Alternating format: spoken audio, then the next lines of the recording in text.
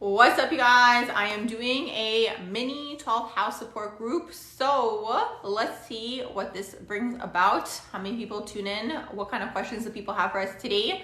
So let's see. Marley says, so even though you have a lot of first house, you said you have Venus conjunct Neptune in the 12th house. This is not seeing your relationships clearly.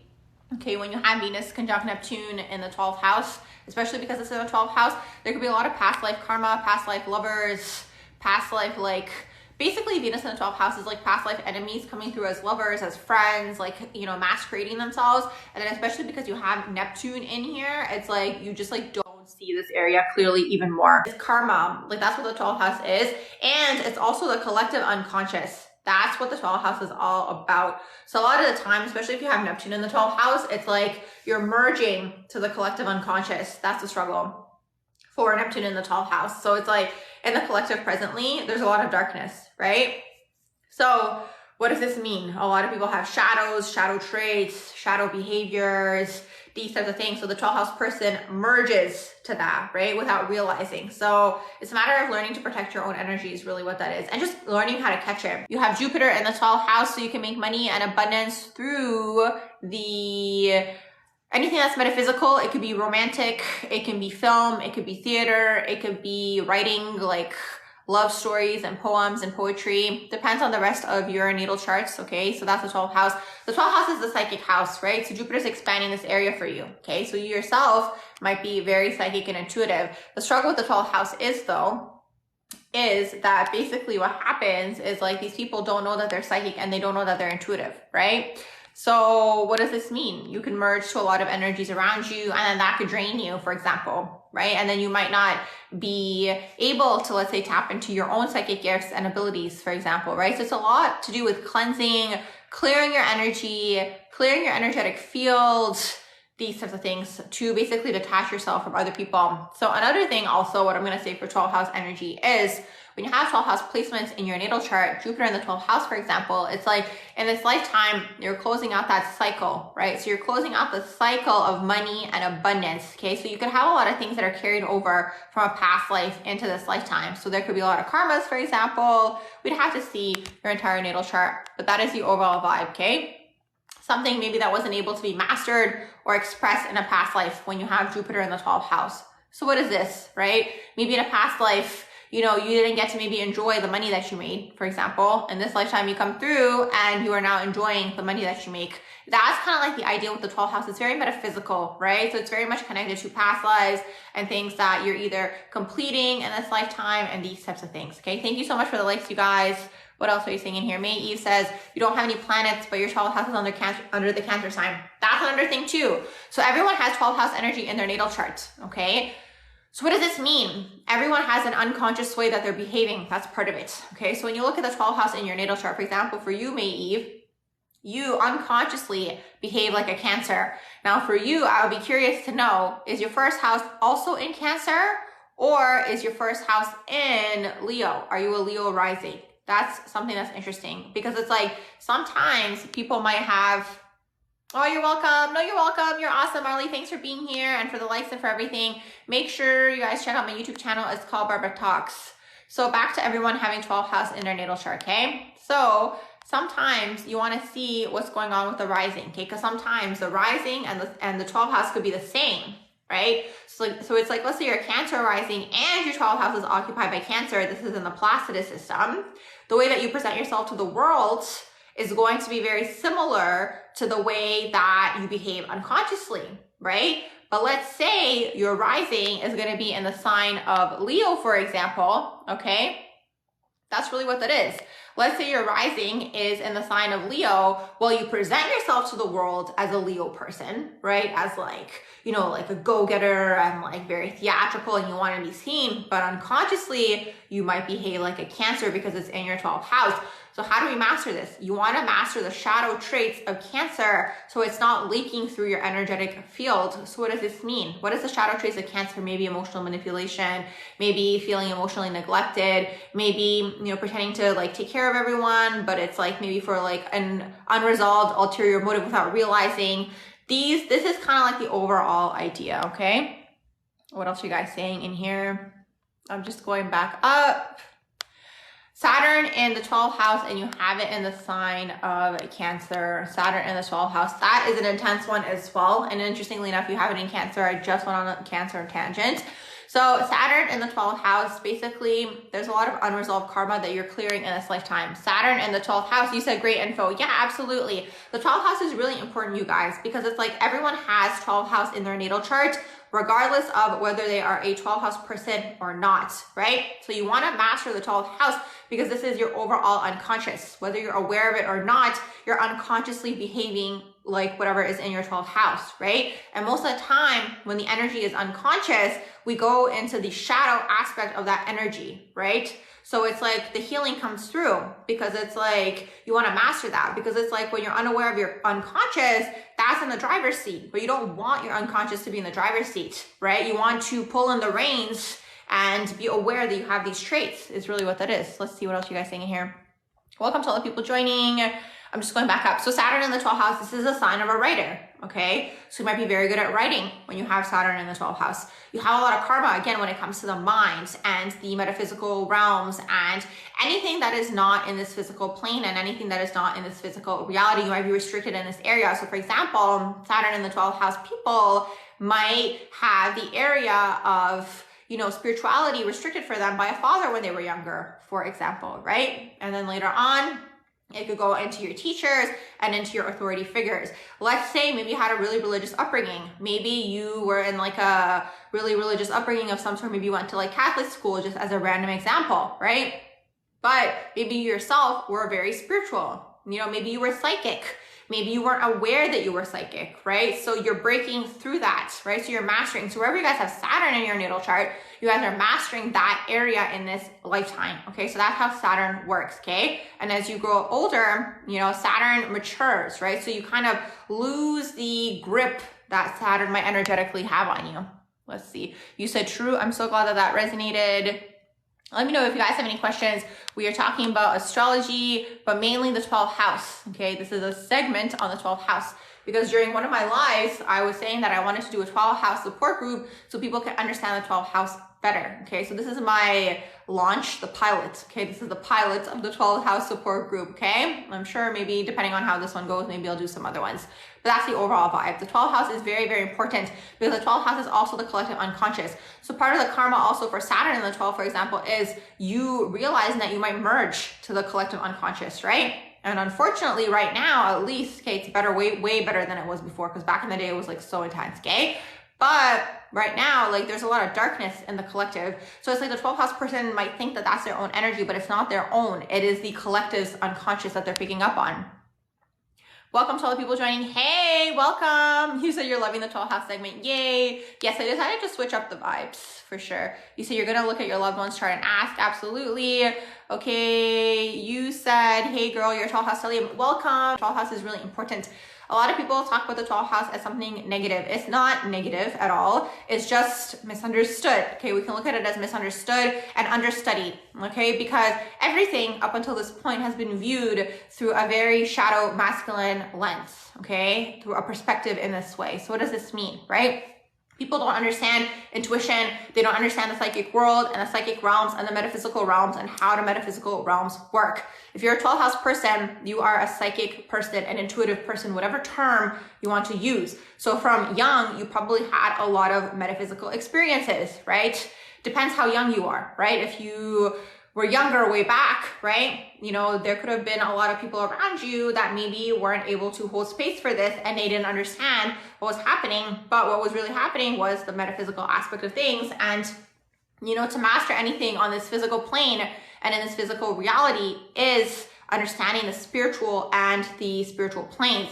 So for a lot of 12th house people, from what I've observed, okay, this is just my own observation, right? Is that I feel like a lot of them are meant to master the physical plane and the physical reality, but they spend a lot of time escaping from that, right? So that's the struggle. If you have a 12th house stellium, honestly, I'm not going to lie, sometimes one 12th house placement, you'll feel it, okay? You will feel it because you're constantly merging. 12th house is constantly merging. They're merging to people, they're merging to their environment, they're merging to their friends, they're merging to their partners, their family, everybody, okay? They're merging. And what happens with 12th house people, because this axis, right? 12th house, 6th house is the healer's axis, okay? The 6th house is healing in the way where it's more grounded. Okay, so the 6th house people are going to be more grounded in terms of their approach when it comes to healing, how they help people, and how they are of service. The 12th house is more like sacrificial in a way, right? It's more like chicken and the egg. Sometimes I wonder, and I'm like, is it part of this person's karma to take on the darkness of the collective? So let's say there's a huge wound in the collective, right? And let's say the wound in the collective is maybe a financial wound, right? You being the 12th house person are probably going to take on that wound, maybe even without realizing, right? Internalize it as your own, and then clear it for the collective, because the 12th house person is able to do that, okay? So it's a lot of merging and it's a lot of clearing, right? You're clearing energy for the collective, the more 12th house I would say that you have. Let's see. Welcome to all the people joining. Yes, see, this is the thing. I wanted to do the 12th house support group because I want you guys to meet people as well. Way back when, before I thought about doing it as a live, I thought about making a Facebook group. I don't know. If anyone's watching the YouTube replay, you guys can let me know if you're interested in that. Maybe, I don't know if people even use Facebook anymore. I thought about maybe Telegram even. Diva Queen says, how do you become more social as a moon in Gemini in the 12th house? You're antisocial and you're introverted. So here's the thing. This is like the paradox with the 12th house, okay? And part of the karma. It's like the 12th house person, first of all, has had a lot of lifetimes and they're over it. They're over it, okay? They're over it. They know the game. They've done it so many times. And a lot of the time they're like, oh my gosh, like again, you know, like how many more times do I have to do it? You know, that's the 12th house person. But it's like from one end, it's like you keep reincarnating because there's something there that's not done, right? That's the way that I see it. I don't know. That's the way that I see it, right? So it's something here that's unfinished business, right? And something that I psychically saw once was like, the more 12th house you have in your chart, I can't confirm any of this. This is just what I was seeing, okay? So I don't know, right? But what I was seeing once was like, the more 12th houses someone has, the more, you know, things that they haven't completed, right? Because every time you look at a planet and it's in the 12th house, there's something there that's unfinished, right? That you're completing in this lifetime. So for example, moon in the 12th house, you're completing something on an emotional level in the emotional world. You're completing something to do with the mother, okay? There's karma here to complete with the mother. So maybe you weren't able to complete it in a past life. You come through to complete it in this lifetime. So back to the antisocial thing. The paradox with this energy is like, the energy wants to be antisocial because it's over it, right? It's tired, it's overwhelmed, it takes on a lot of energies, it needs a lot of time to process, and that's fine. You can have the time to yourself, but the karma is like, you're actually meant to be out there, right? On the battlefield. Okay, that's the way that it comes through sometimes. In the world, engaging. So the way that I see the 12th house sometimes, and again, these are just all my own observations. You guys can take it as it resonates and leave it behind if it does not. I see 12th house people as like energetically being taken on projects. Okay, so what happens is like, you might work at this job for 4 months, but there's someone in that job that you were meant to meet to help them with something or help them transmute something, because it's healing, right? The 12th house person is a healer. You're a healer, right? So then what happens is like, when you're unaware and you don't know what's going on, and you might be in your own like lower chakra wounds and wounding, you take on all the energy, you get overwhelmed, and you're like, I just want to be in a forest. I just want to go off in the Himalayas and meditate and all these types of things, okay? So it might just be an active effort to constantly go through that energy of like, yeah, being social, engaging. Okay, it's too much. My social battery's done. I'm going to go be on my own now. Okay, now with too much hermiting, because it's like the 12th house person, if they spend too much time in hermit mode, they go too much into the crown, right? So it's like you're constantly balancing this energy within. What else are you guys saying in here? You said the earth is dying and people are dying. It's heavy right now. Yeah, the energy is intense. And that's another struggle. Okay, that's another struggle with 12th house people. It's like, they see things for what they are, right? And they understand the world for what it is. Thankfully, these days, right, we have the internet, so we can meet more people that resonate and that understand everything. Back in the day, it was definitely hard to be a 12th house person. A lot of artists were probably 12th house people. All these individuals were definitely 12th house people. And another thing that's really interesting is I would love to do a study to see if a lot of homeless people are 12th house people. I would love to do a study, because I have a theory that they might be. I'm not saying that that's going to happen to people who are 12th house people. No, that's not what I'm saying. But, you know, I kind of feel like I'm not going to go too much into that. We'll leave that theory. I'm just going to throw that theory out there. Let's see. What else are you guys saying in here? Yes, that's awesome. You guys are helping each other. Camille says, how can I detach myself from the collective and emotions that aren't yours? So the best thing for 12th house people to do is to learn their own energy, okay? So that's the best thing and gift you can do for yourself. Learn who you are, and it's the solar plexus chakra, because one of you also mentioned in here that 12th house people don't have boundaries. They don't, right? Because the 12th house is the Piscean house and it's in the astral plane, right? And in the astral plane, there are no boundaries, right? Down here, it's very boundary like vibes, if you think about it, right? Even having a body is a boundary, if you think about it, right? The 12th house person, like they feel restricted down here because of that, because of everything down here. It's very Saturnian and it's very Virgo, like if you think about it, like this whole earth, you know? So what might happen is like, again, you know, you might struggle with boundaries, you might merge to people, you might merge in situations and these types of things. So because you might merge, right, you have to really get in tune with yourself, your psychic gifts and abilities, be aware that you are psychic, that you are picking up on things. And again, take time to yourself, walking, nature, whatever that means to you, exercising, dancing, singing, running, whatever it is, right? Whatever helps you ground more into this physical reality, right? Because the thing is, again, 12th house wants to escape. You know, part of the 12th house karma is to actually exist down here. Like that's the struggle, you know, because that's the karma, is to be here, right? So it's like, to be in the physical reality, what does this mean, right? Material things, money, like 12th house people are never going to care about any of these things. They're not going to care about money. They're not going to care about anything. They're not going to care about material things. Obviously, it depends on the rest of your natal chart, right? It depends on the rest of your natal chart. But again, right, because in the higher realms, these things don't exist. So it's like, you know, the 12th house person incarnates down here and it's like they have so much spiritual wisdom, you know, but they have to learn to anchor it. That's the main thing. You have to learn to anchor it in this physical reality. Who are the 12th house person? Is it us with water signs? 12th house people is if you have a 12th house placement, right? So if you have sun in the 12th house, moon in the 12th house, Jupiter, whatever you have in the 12th house, that is a 12th house person. You said you're on your journey with your chakras again. Yeah, and that's the thing, you know, it's never ending, you know? It's like you're gonna think you're done and then you have kind of like a resting period and then boom, something else comes up, you know? And that's kind of how it works, is really what that is. Let's see what else are you guys saying in here. I'm just going back up. What do you do when you see two signs in the 12th house? So that's the thing. It depends what signs they are, right? Because what it's going to tell you is what you're closing out in this lifetime is going to tell you a lot, actually. So it depends what signs are in there. Let's see.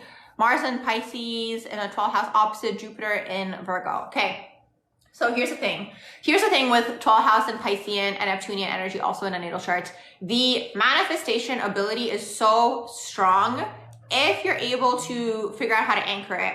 Okay, because it's all about third eye and it's all about crown, right? So that's what you need to manifest. But, you know, when things don't manifest, that's when the question comes through is, why are they not manifesting? What is the reason, right? So sometimes you have to match the vibration. Sometimes you have to go through healing. Sometimes you have to break through societal programming. Sometimes you have to break through belief systems, all these types of things, okay? So with that being said, having Mars in Pisces and in the 12th house, it's like for you, right, when it comes to your goals, right? It's so clear in your mind, right? You like, you know, first of all, you want your life to be like a movie, but you can also have your life be like a movie. Like if you look at Mars and Pisces people, sometimes these people have like movie life types of lives, right? That's something that can happen.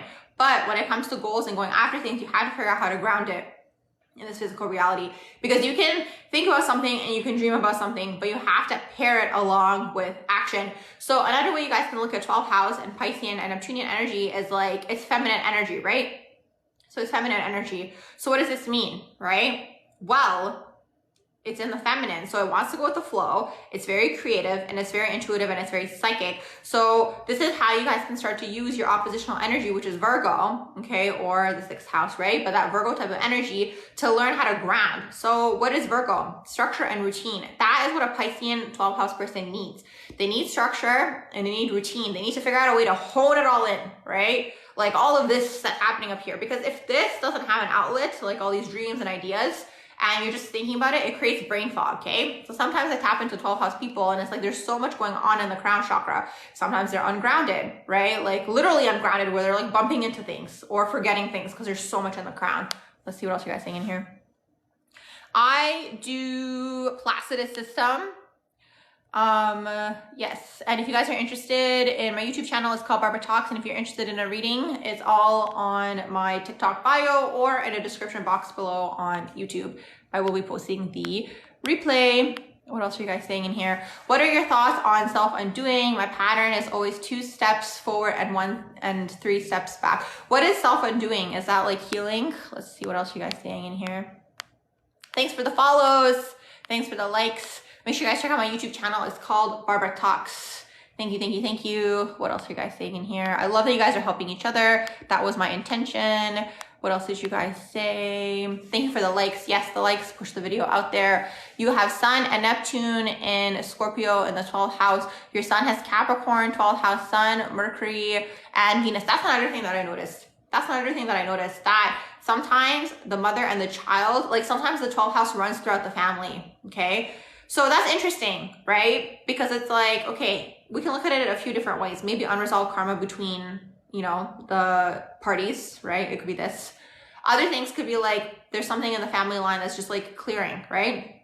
Because I've noticed that it's like, you know, it's never just like one, like if you're a 12th house person, you'll see somewhere in the family line, like there's going to be a 12th house theme. Maybe it's going to be whatever, the grandma or whatever, the uncle or whoever, right? The cousin, like there's always like a theme, right? So you'd have to see what's going on. Let's say Sun in the 12th house, you're both closing on something to do with the ego, and there's a lot of karma to clear with a lot of people. That's Sun in the 12th house. Like Sun in the 12th house is transmuting for people, right? That's what it is. And we go through something called secondary progressions. So eventually you go out of the 12th house and you go into the first house, especially in the Sun, right? So when you go out of that progression, you go into Leo rising undertone energy, right? So it's like you have something now to present and to share to the world. So it's like the earlier part of the life, right? For people who have Sun in the 12th house, is like these people tend to have a lot of karma to clear, a lot of brain fog, a lot of also not feeling seen. That's another thing with the 12th house, you all. It's like, I feel like because the 12th house person is pretty much out of body, right? That's how we can look at it. They're pretty much out of body, right? So because they are out of body, sometimes it's like a chicken or the egg, right? When we look at like anything like angels or whatever, like anything that we can't see in the physical reality, it's like the 12th house person is operating on these planes, right? So because they're like maybe 60% out of body, if that, sometimes it's like 70% out of body, honestly. It's like pretty much they're out of body, right? So because of this, when they're younger, they might feel like they're not seen. And it's interesting because the external world might validate that toward them, right? So like, let's say Mercury in the 12th might not feel like they're heard, you know? And it's like, sometimes these people can literally go around places where they feel like they're not being seen. But not even like a, oh my gosh, no one's seeing me, or like not being validated. It's not even that. Like sometimes I literally think it's like the vibe of like a ghost almost, you know what I mean? Where it's like, because they're kind of out of body, like they actually might think that they're not seen. Like, you know what I mean? Even though you're physically there, like that could be something that takes place as well. Welcome to all the people joining. You said your family has Cancer, Gemini, 8th house and 12th house themes. That is a lot of karmic clearance. And there's like, honestly, it's almost like there's like family secrets. That's just what came through psychically, like with the 8th house energy in there. It's almost like there's like things that are hidden or secretive in the family that's like kind of been passed down to like be kind of brought to the surface. You said Mercury in the 12th house, people ignore you. Yeah, that's something that happens. That is something that happens for Mercury in the 12th house people. Like these people can feel like they're not heard. It's just like, honestly, like, it's not even like, again, not even like I'm not heard, but it could even be like that, where it's like, I'm not understood. Like, it could be like that as well. But it's literally like, you could be in a group of people, right? It could be with your friends. And it's like, let's say you say a joke, nobody hears it, everyone's talking. And then maybe another friend says the joke and everyone laughs at that person. But it's like, it was your joke, but maybe no one ever heard it. It's not like they stole the joke. It's just like, they didn't hear you. So that's kind of like the vibe, right? For Mercury in the 12th house people. So it's like, they kind of have to break through this, right? Because the throat chakra can get shut off when you feel like you're not heard, but you should still speak, right? That's the whole thing here. Happy Libra season. Oh my gosh. Hey, Cody, how's it going? Let's see. I'm just going back up. I will get to everyone. I'm just going in order to see what you guys are saying in here. You said your sister has 3 placements in the 12th house, however, acts very grounded, like the Virgo sign that she is. Yeah, that's something that can happen. Like I've noticed, like, let's say like maybe the person has more earth energy in their natal chart. They could be very good, like let's say in their career, right? Like let's say it's like, maybe she wants to be like an engineer, or she wants to be like something that's in the physical plane and in the physical reality. Obviously depends on the entire natal chart, right? But sometimes 12th house people can be very good at manifesting in that way if they have earth in there as well, where it's like they're like kind of taking a more grounded approach and they're not just in the crown. But honestly, another thing 12th house people can struggle with is overthinking and going into like the shadow of the crown.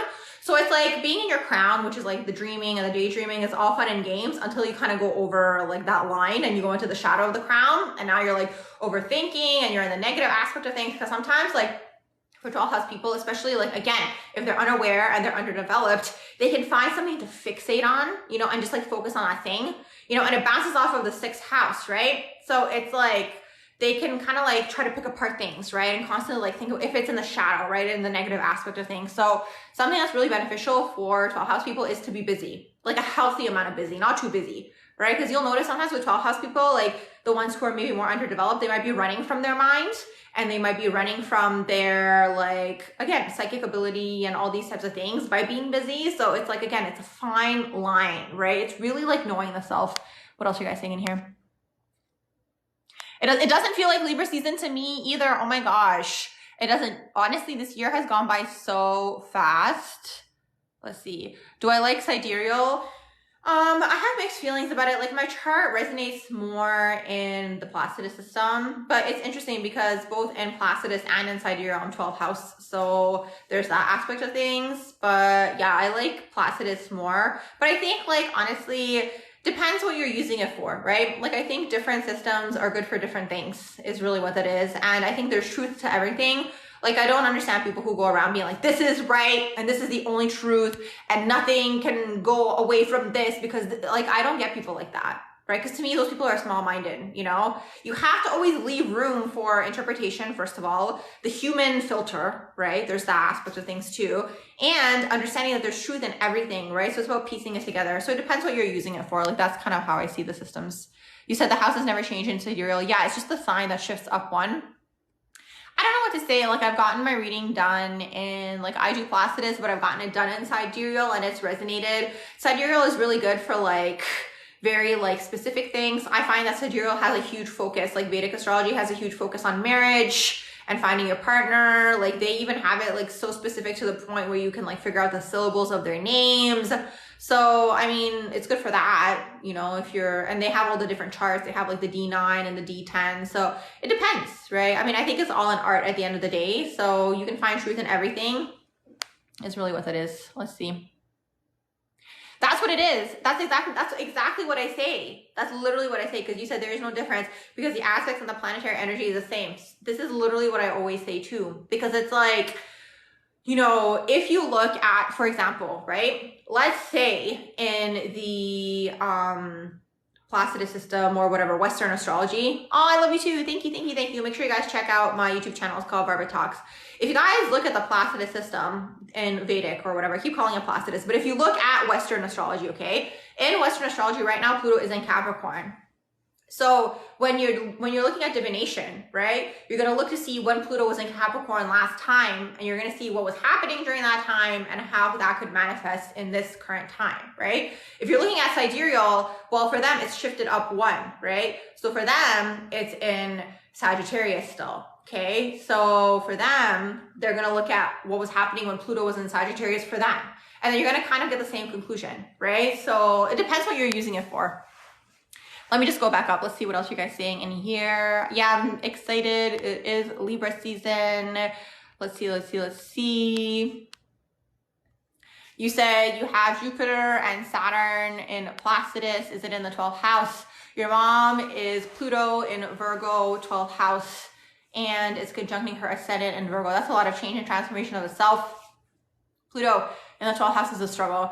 Sometimes you guys can look at the 12th house placement as like something you're closing out in this lifetime from a past life. So you can look at it as like a lot of change and catharsis, especially because it's conjuncting her ascendant. Like she's transforming through in this lifetime. Maybe she wasn't able to do it in a past life, for example. Let's see. I'm glad that resonated. You have Venus, Lilith, South Node in the 12th house. So sometimes like the first thing that I thought of when I read that was like, probably you're clearing out and closing out a lot of past life shadows and shadow traits in this lifetime. And a lot of your relationships are past life, like karmically related. So I'm curious to know what sign you have in all of that. But South Node in the 12th could have been like a very spiritual lifetime. Maybe you were on the run. Maybe like, you know, again, you were super psychic and intuitive, maybe super ahead of your time. And like, maybe there's a lot of like Venus's past life enemies coming through as lovers in this lifetime, or if it's not lovers, it can be your friends and just like whatever, your interpersonal relationships. So it's like all these people are connected. So there's like shadows here, right? So we'd have to see What are the shadows of the 12th house? Escapism is a big one. Addiction is a big one. Like 12th house people are always going to be interested in like being out of body and how does it feel, right? It's all about feeling. How does it feel? How would that feel, right? Like that's the 12th house person. So just some things to keep in mind. And on top of everything, 12th house people are just like bored down here. Do you know what I mean? Down here on the earth plane. Like it's very like mundane if you think about it. It's very Virgo-like. And it's very like Saturnian also. It's very restrictive down here. It's very much about pattern and like same thing every day and like routine. And the 12th house person wants the flow. You know what I mean? The 12th house person wants to wake up today and go to the forest and have fun in the forest. And then tomorrow they want to be able to catch a flight and go to this place. That's the 12th house person, right? So it's very restrictive for them down here. Yeah, I'm glad that resonated. Oh my gosh, thanks so much for the likes, you guys. Make sure you guys check out my YouTube channel. It's called Barbara Talks. You said it was very hard for people to understand you because you're so big and limited with information. That's another thing. Okay, so if you have Mercury in the 12th house, another thing that can happen is like, for these people, two things, okay? One thing is half the conversation can happen in their mind, right? And then the other half could be in real life, right, with the person. Sometimes these people might be lazy to talk and lazy to speak because, again, you're telepathic and they're aware that we're all telepathic as humans, right? So there could be this laziness where it's like, oh, I don't feel like explaining it, or I don't feel like putting energy, like, because the thing is when we speak, right, it's a lot of energy that we're putting into this, you know? So it's like for 12th house person, it's like, I don't feel like explaining it, or I don't feel like explaining myself, especially to people who don't understand. So there's that aspect of things. And then there's the other aspect of things where it's like you might communicate a lot with people telepathically. So sometimes you might think you told someone something, but maybe you were just thinking it, right, in your mind or something of this sort. So there's that aspect of the 12th house too, the telepathy aspect, especially if you have it in Mercury, right? Mercury in the 12th house is going to be very telepathic. You could always be having conversations. Let's say when you're thinking in your mind, you could be having conversations with people, right? Things like this. That is very much that. And then again, you know, 12th house Mercury has to kind of figure out how to ground information. It always comes back down to grounding, you know, and explain it in a way that the everyday person is going to understand, you know? So if they explain it and people don't get what they're saying, they might get frustrated or they might just be like, forget it. Like, I can't even be bothered. You know, like that's kind of like that energy as well. What else are you guys saying in here? Is there a way to find out what is a good love match? Yeah, you know, for that, you could look at a lot of different things. Okay, you could look at your 7th house. You can look to see what's going on. It's honestly all synastry. In astrology, when you look at like relationships, you can look at like the synastry natal charts and see what's going on between the two natal charts. Like you can look at placements, yes, but the main thing is the synastry, right? To see like, how does it vibe with the other person? You know, do the moon signs match, right? Or like, is anything going on in the synastry in terms of like, let's say if you're like very obsessive, you know, over the person, other than Scorpio placements, you could be maybe like your moon could be conjuncting their ascendant. Like that could create like obsessive tendencies. So, or like even the moon conjuncting maybe Pluto, or just like Pluto synastry, right? Like there could be a lot of things going on. So you'd always have to look at like the synastry aspect of things. Let's see what else you guys saying up here. Libra, 12th house Mars placement, any insights? I'm not sure if you're still in the room, but this is what I'm going to say. Libra Mars is a little bit of a struggle. Okay, they say it falls here. Mars is ruled by Aries. Libra is in opposition to Aries. Mars in Libra, and then you have it in the 12th house on top of all of that. Okay, so what does all of this mean? It's like, you know, when it comes to going after things, you might spend a lot of time thinking about it, especially because it's in the 12th house. Dreaming, yes, but also being like, should I do this? Should I do that? Should I do it this way? Should I do it that way? And by the time you make your decision, the opportunity is done. It's gone. You know, so for these fallen placements, right, what you guys can do, and anytime you struggle with any placement, is look at the oppositional energy and see how does the oppositional energy act and how can you bounce off of the opposition. So the Aries Mars, right, is going to be a go-getter. They might, you know, act on their first instinct right away, right? Just like start it, go after it, right? So that's kind of what Libra Mars might have to integrate within themselves, is like not spend so much time thinking and debating and should I and shouldn't I. And honestly, like the debate mainly for Libra Mars usually comes from heart versus head, as corny as that sounds. But it's like, it's what the soul wants to do and what you want to do, and then maybe what society wants you to do, right? That's kind of like where that debate comes in, you know, or like maybe what your family wants you to do, or your friends, or like whatever, right? The external people and the external factors, because Libra can fall into people pleasing. So it's like when you're in that energy, right, you might have to kind of, again, figure out what do you want, right? What is it that you want for yourself? Because Aries is about the self, and that's what Aries is teaching Libra. That's kind of like how the oppositional energy works. Aries teaches Libra to focus more on the self. And what do you want? Not be selfish, right? That's the struggle. Libra, you know, might be like, well, I'm being selfish, or like, you know, I don't want to just like think about myself. It's not this, right? At the end of the day, like, first of all, you have one life, but second of all, it's like, you know, the path is the path at the end of the day, you know? Yay, I'm glad that that resonated. Make sure you guys check out my YouTube channel. So you feel like Virgo season, you feel like it's Virgo season still. It doesn't feel all dreamy and romantic. You have work to be done. Yeah, I don't know who I heard say this. Somebody basically said, like, first of all, like, I felt it, like the time accelerating. Like, I felt that, and I felt it in terms of the seasons. Like, the summer felt like it was 3 weeks, you know? So something's happening with the time where it's like weird, you know? And it's like, I don't know, there's something going on with the time. So it's just like, maybe that's why also. That's how you got over your indecision with your Libra Mars. Exactly. That's exactly it. That's exactly what you want to do. You want to look at the oppositional energy and you want to see what would the oppositional energy do and how they act. And that's how you can help that other energy, right? Same thing for like Cancer Mars. What would a Capricorn Mars do, right? Same thing. You said high strung and stress, not getting anything done this season. Well, we just started it. I'm sure you'll get stuff done. You were so tired in Virgo season. Yeah, the energy was high. All of September so far has been so high vibrational, you all. It's wild. Like, it's like through the roof.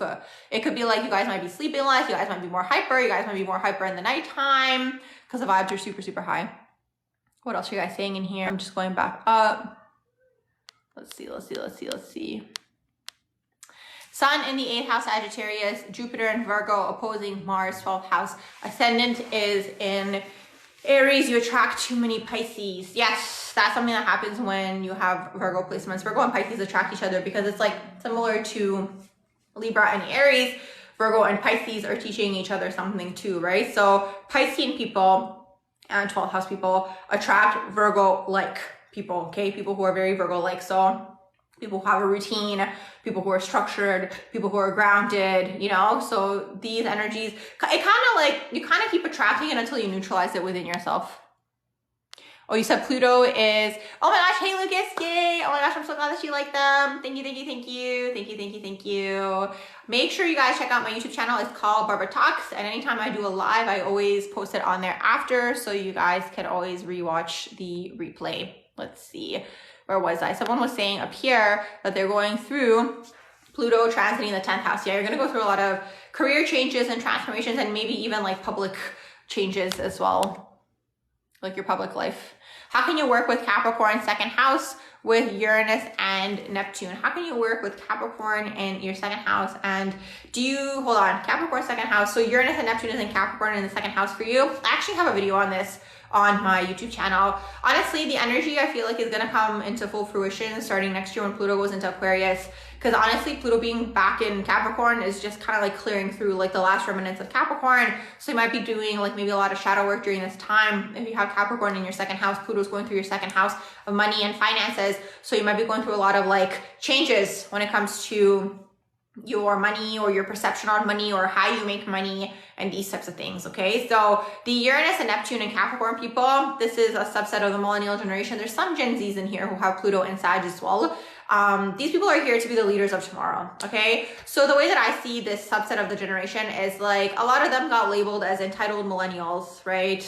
That's the label that subset of the generation got because they went into the workforce. Maybe they were super educated and maybe they wanted to be managers and CEOs right away. A lot of them have left the system to either start their own thing or they're going to change the system from within. Okay, so we're going to see a lot of these people coming online from next year onwards when Pluto goes into Aquarius. That's the way that I see it. Now, I'm not saying put your life on hold and put your life on pause. It's just that the rest of this year, while Pluto is still in Capricorn, you're still going to go through kind of like those final karmic changes, right? Like this subset of the generation, I kind of feel like has been prepping, like energetically, like clearing karma and clearing a lot of things so they can be ready for 2024 onwards, whatever that is going to look like, okay?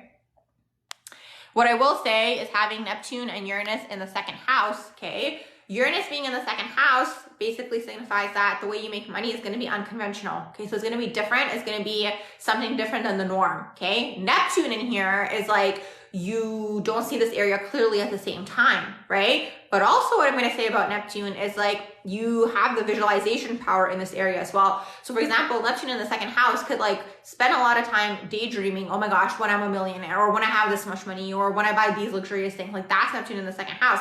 But if you pair the action along with your manifestation and whatever it is you want to bring through, well, then it's a different story, because it's like the visualization is strong. You just have to now pair the action along with it. That's a struggle for all 12 house people, right? It's like they spend so much time in the crown and thinking and dreaming, and it's like, that's great, but you want to pair the action along with the prayer, the dream, like whatever term you want to use. What else are you guys saying in here? You said you've been going through a lot of changes. Hey, oh my gosh, thank you. Welcome, welcome, welcome to all the people joining. Make sure you guys check out my YouTube channel. It's called Barbara Talks. And thank you so much for the likes, you guys. I'm just going back up.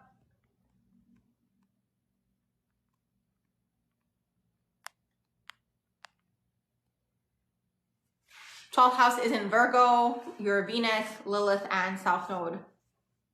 I think I had someone up here also who has South Node in the 12th house as well. So you guys can look at the South Node sometimes as like things that you either maybe mastered in a past life, but you didn't get to complete. So you can kind of look at it as like carried over knowledge into this lifetime. You can kind of look at it that way, okay? Because that means your North Node is now in the 6th house.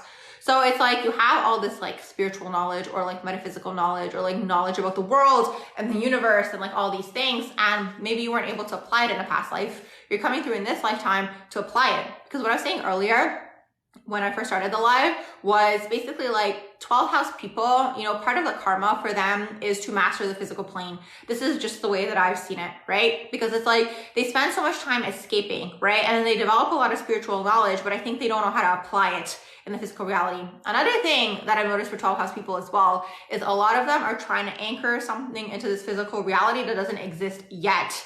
Okay, so there's that aspect of it too, because it's easy for people to be like, I'm going to be a lawyer, I'm going to be a bus driver, I'm going to be a chef, I'm going to be a teacher. Like it's easy to pick something that exists, right? The 12th house person has to kind of figure out what that is, right? What is their thing that they're anchoring, and then how to anchor it, right? A lot of the time when we think about something and we're dreaming it, it's in a higher vibration, right? So we have to match that thing as well. That's where the frequency thing comes through. Everyone talks about raising their frequency, but they don't talk about how to raise the frequency. I focus a lot on healing. You have to heal, right? And healing, what is this? It doesn't mean there's something wrong. It's not this, okay? Healing just means that you're deprogramming basically yourself. The younger generations don't have as much of an issue with this. A lot of them are very psychically open already, so they don't have too much of an issue. It's the older generations that might have internalized a lot of like belief systems and these types of things, right? You know, this is how we should do things and these types of things. You'll see this with the generations, like the younger that they are, and the newer ones, they have less resistance, right? Less like, and you see this in the signs, right? Pluto and Sagittarius, right? The higher mind, same thing, Pluto and Scorpio. Pluto and Scorpio, I find them to be half-half, right? But Scorpio is a spiritual sign. And then from Scorpio onwards, I find them to be very spiritual. So it's like those boundaries that were once very boxy, right? Things have to be like this. You have to have your path be like this. We're kind of breaking through a lot of those things, you know?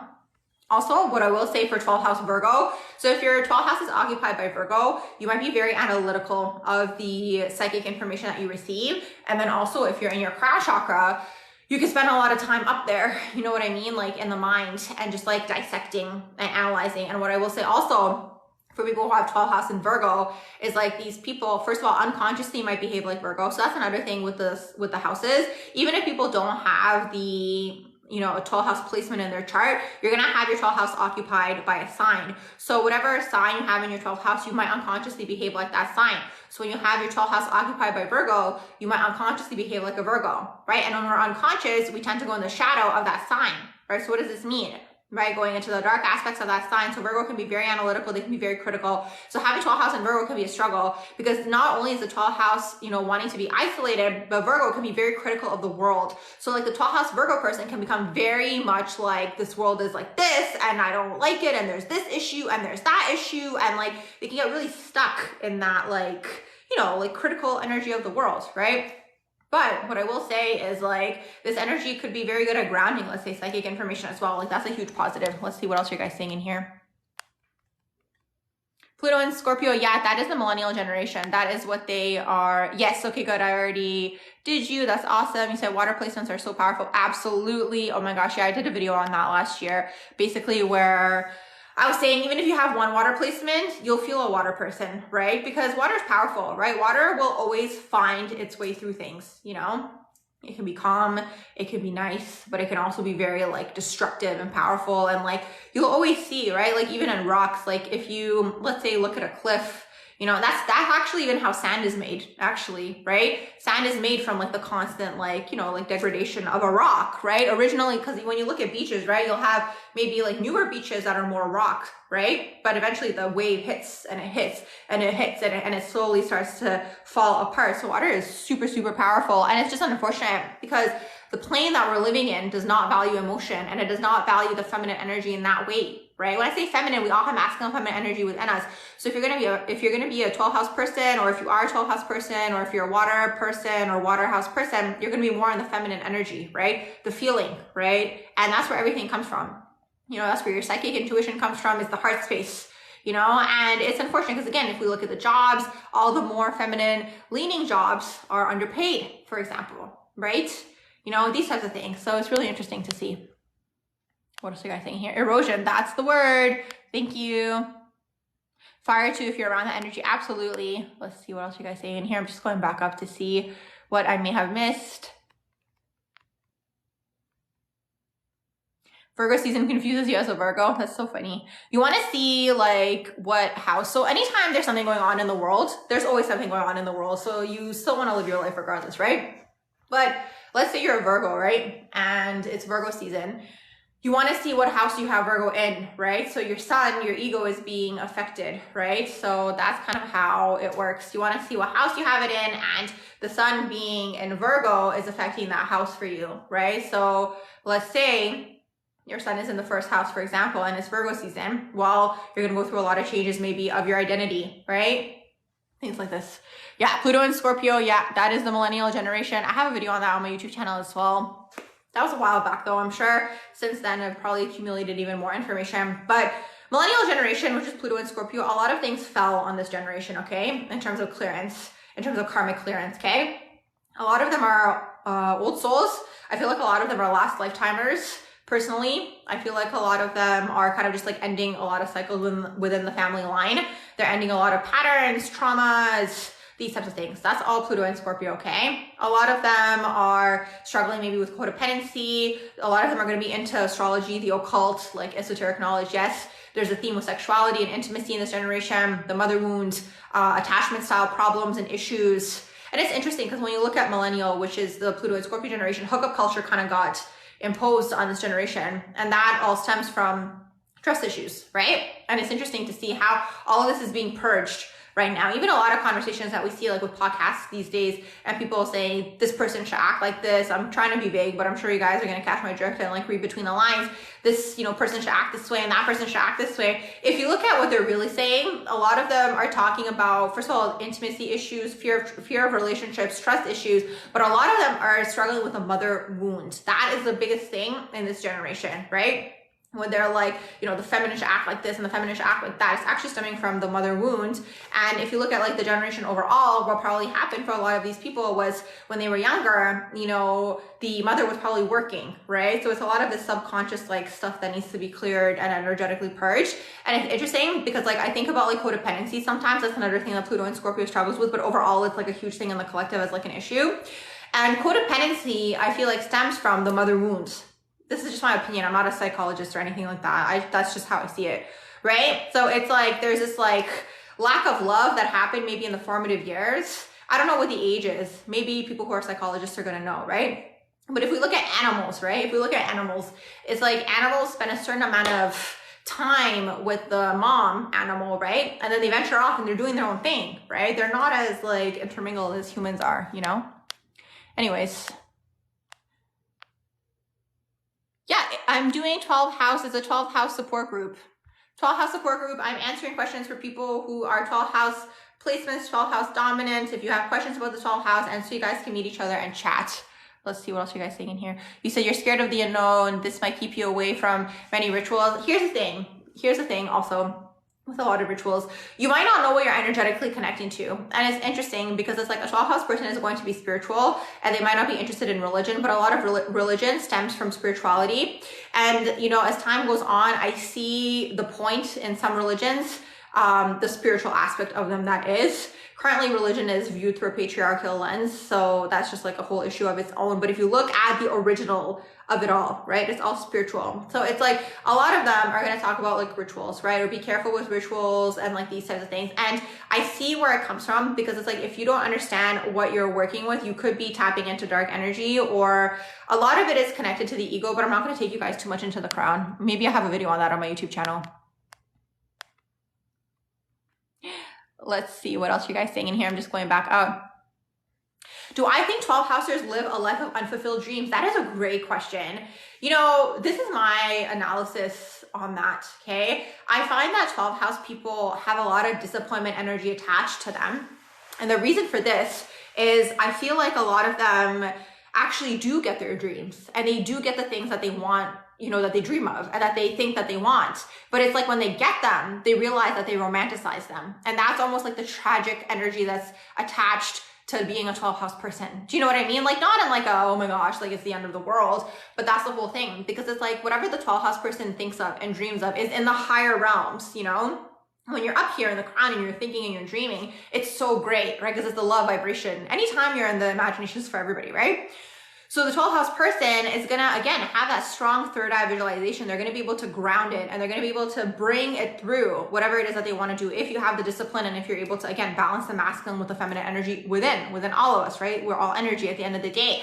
And it's like, you get it, right? But it's never quite like you had envisioned. There's always something there that it's not quite like you had envisioned. So I feel like a lot of the time 12 house people kind of like throughout their life are constantly trying to get that thing that they're, which is basically love at the end of the day. I think that that's what they're trying to tap into is really what that is. But they struggle because it's like this plane is just the nature of the plane, right? So you'll notice 12 house people a lot of the time have disappointment energy attached to them. And you'll notice 12 house, like back in the day musicians would like constantly think about love, or they're the ones that like write about love, or like the poetry about love, like all these things, or like books, and like that's all 12 house people, because it's like in the higher realms it exists. It's not that it doesn't exist down here, it's just like there's a lot of unhealed energy down here is really what it is. It's very dense. Yeah, so that's the 12th house. 12th house is all about romanticizing. But honestly, sometimes I see people's videos, like 12th house people are going to be very good at like making videos with like montages, with like the sound and like the aesthetic and like the music and the vibe. Like that's all 12th house people. Like they would be good in like anything artistic in the sense, whereas like they're bringing through the vibe, right? But they're bringing you the feeling, right? So 12th house people are able to make people feel something. You know what I mean? Let me just go back up there. Exactly. That's very, very true what you said. As a 12th houser, we need to love ourselves instead of projecting romantic fantasies on potentials. That is absolutely true. That is a huge, huge thing, because it's like sometimes same thing, right? You put it on a person, you put it on anything, you put it on a job, you put it on a person, or you put it on a city or a living situation or whatever it is, right? And it's like, again, it's like, it's that whole love energy that it's like you're tapping into it, but it's like down here it's very like dense energetically is what that is. Let's see what else you guys saying in here. What else are you guys saying in here? I'm just going back up.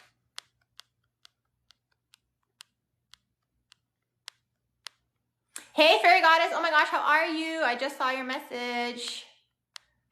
You said, what else? I did that one. Dominant 12 house composite chart. I'm not sure. I'd have to look to see what's everything that's going on in there. You said moon in Cancer and mom is a Cancer sun. That's something that happens. So that's something that happens with the family dynamics, okay? Either you share the moon sign or there's synastries that are taking place because there's like clearance that's taking place. Because honestly, like, okay, if we look at children, you're welcome. Oh, thank you. Oh my gosh, thank you. Thank you, thank you, thank you, Lucas. You're awesome. Thanks for being here and thanks for the likes, you guys. And make sure if you're new here, check out my YouTube channel. It's called Barbara Talks. I have a whole 12 house playlist, you all, where I just go like on and on and on for days and days and days. Let's see, what else are you guys saying in here? There was something else one of you guys said. Let me just go back up.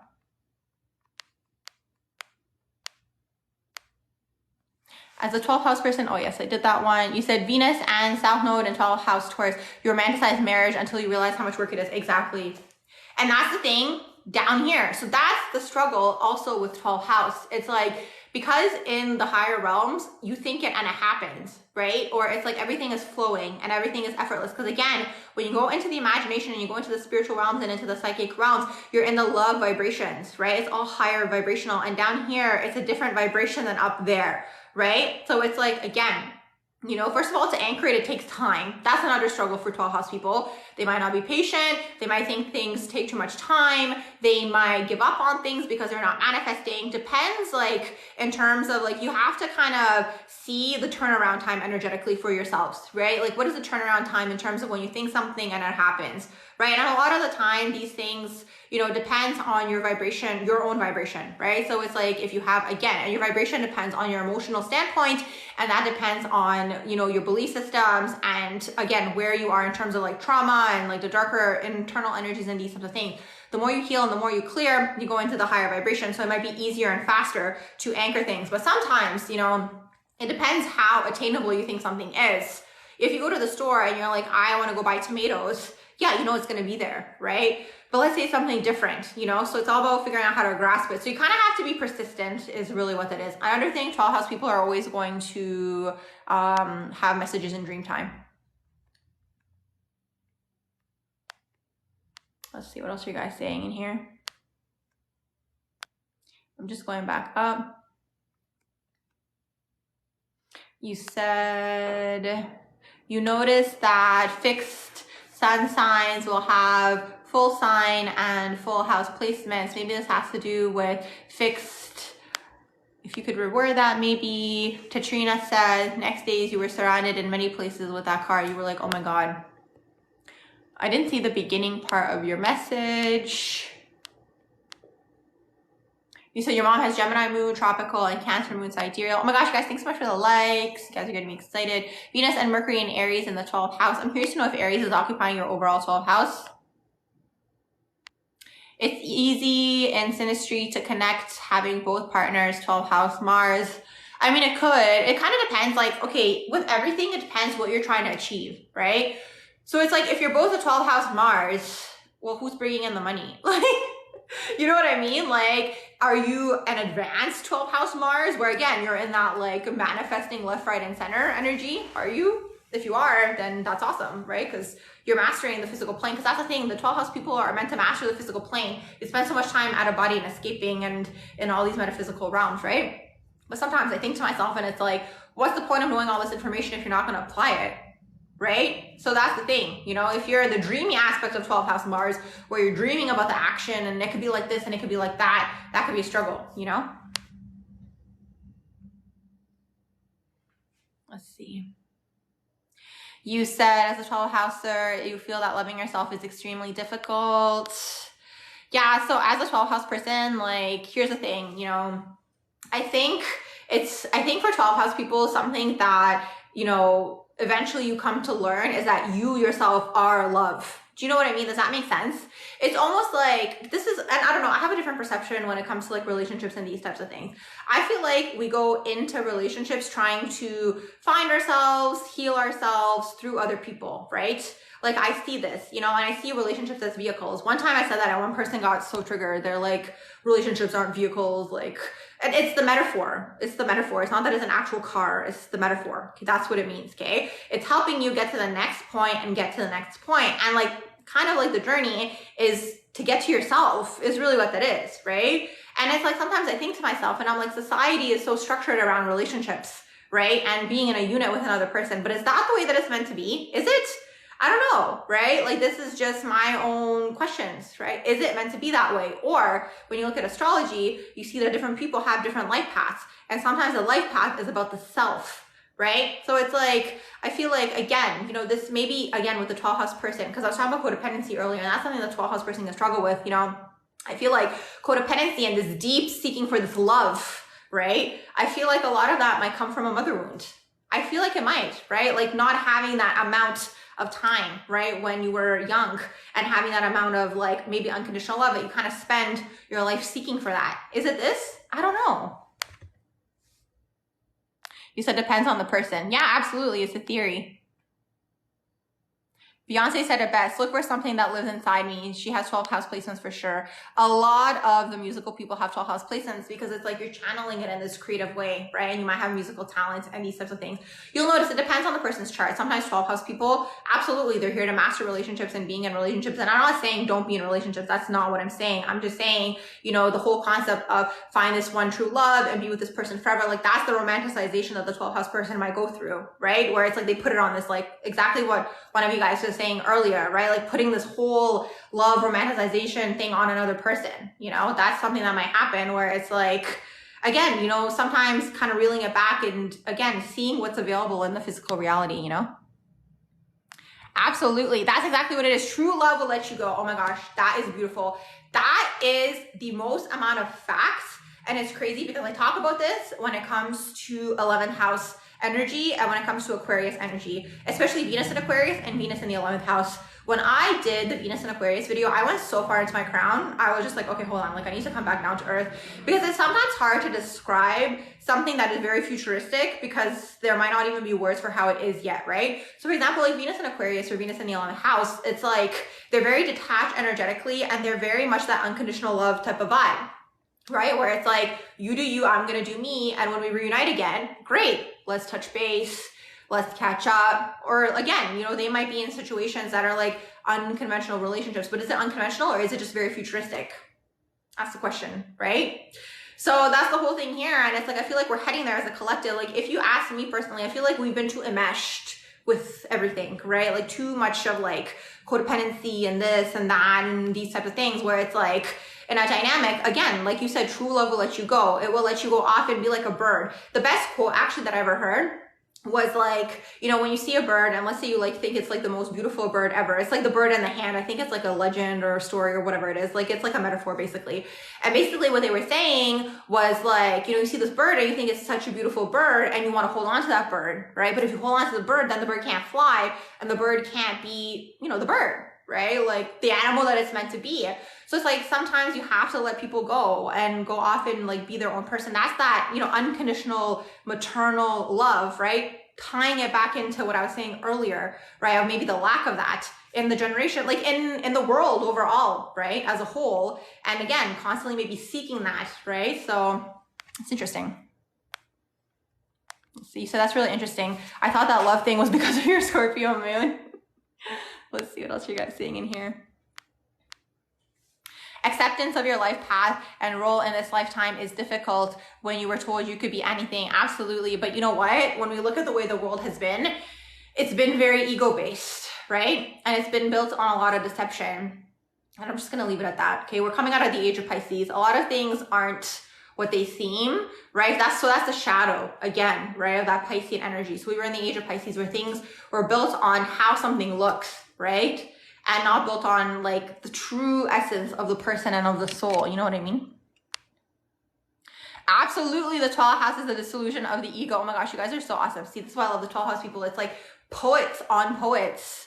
Let's see. Let me just go back up and see what else are you guys saying in here.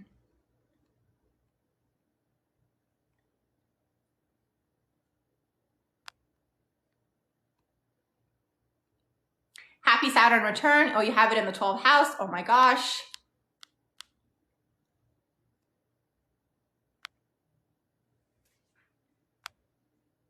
Let's see. You said, as the 12th house, your love is the fabrics of the soul. We all have souls. We all have love. Absolutely. Maybe we 12th house Pisces are actors in many circumstances. Oh, that's really interesting.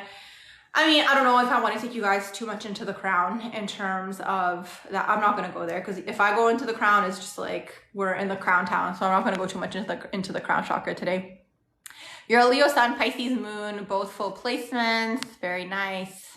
All right, you guys, I'm going to sign off. Make sure you guys check out my YouTube channel. It's called Barbara Talks. I think this was a very successful first time 12th house support group. I might do it again. Let's see. But make sure you guys check out my YouTube channel. It's called Barbara Talks. Thanks for being here. Thanks for the likes. And I hope you all have a beautiful rest of your evening.